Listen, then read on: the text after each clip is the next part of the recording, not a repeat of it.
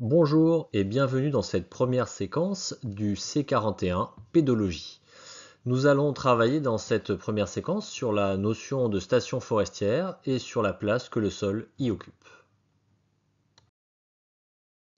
Première question que nous allons nous poser, qu'est-ce qu'une station forestière? Une station est une étendue homogène dans ses conditions physiques et biologiques. Sa superficie est variable, elle peut faire de quelques mètres carrés à plusieurs dizaines d'hectares. Dans l'exemple que nous voyons en photo, on voit qu'il y a des superficies qui sont différentes. Ce qui compte, c'est l'homogénéité de la zone. Les conditions dont on parle sont les conditions physiques, climat, relief et sol, et les conditions biologiques comme la végétation spontanée. L'analyse d'une station forestière permet d'établir un diagnostic stationnel. Cela permet de dresser le bilan des contraintes et des potentialités de cette station. Ce diagnostic permet d'orienter les choix de gestion.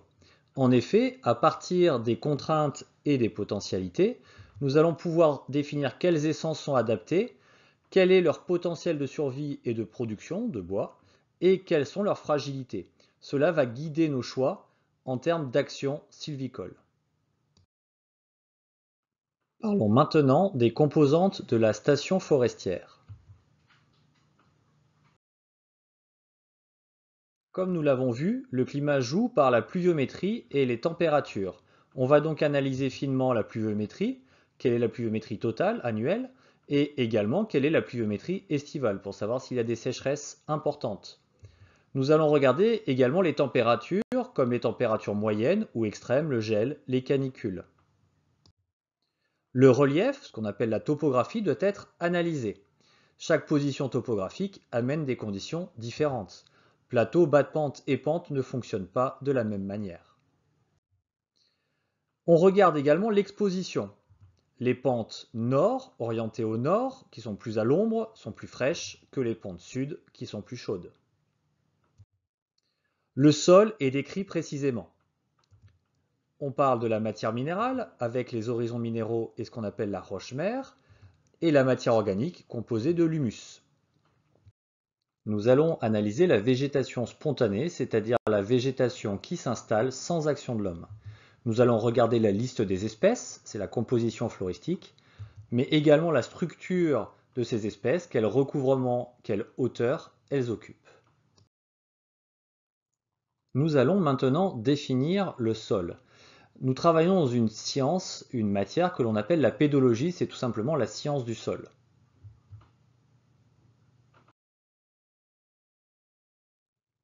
Il existe plusieurs définitions du sol. Cela dépend des utilisateurs et des fonctions qu'ils attribuent au sol.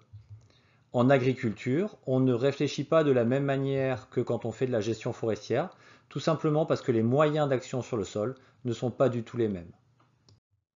Nous allons retenir la définition suivante. Le sol est un volume qui s'étend depuis la surface jusqu'à la profondeur de la roche peu altérée. Donc évidemment la surface, c'est l'interface avec l'atmosphère, et la roche peu altérée, c'est le moment où on va retrouver ce qu'on appelle la roche-mère. Entre les deux, une épaisseur variable de sol. Attention, il y a deux types de volumes, le volume du sol et le volume prospecté par les racines. Ce n'est pas forcément le même, mais ce sera un point important du cours que nous allons développer ultérieurement. Nous allons bien retenir que le sol est un ensemble vivant, un écosystème complexe, et il va donc falloir aller en détail comprendre ce qui se passe dedans pour savoir quelles conséquences il va avoir pour les végétaux. Quelle importance a le sol dans la station forestière? Il permet l'enracinement des végétaux. On a un enracinement superficiel et on a un enracinement profond. Ce qui va compter, c'est bien sûr ce qu'on a appelé le volume prospectable des végétaux. C'est un point clé de toutes les autres propriétés du sol. Le sol sert de réserve d'eau aux végétaux. En effet, en particulier en été, c'est le seul endroit où les végétaux vont pouvoir boire s'il ne pleut pas. Le sol constitue la réserve en éléments nutritifs. Azote, phosphore, potassium sont des exemples d'éléments utilisés par les végétaux pour leur développement. Et enfin, On va analyser les fragilités du sol. Cela est un point très important aujourd'hui, avec un changement climatique qui impacte fortement certaines zones et l'action de l'homme qui peut créer de gros dégâts. On regardera l'érosion, les tassements et la toxicité.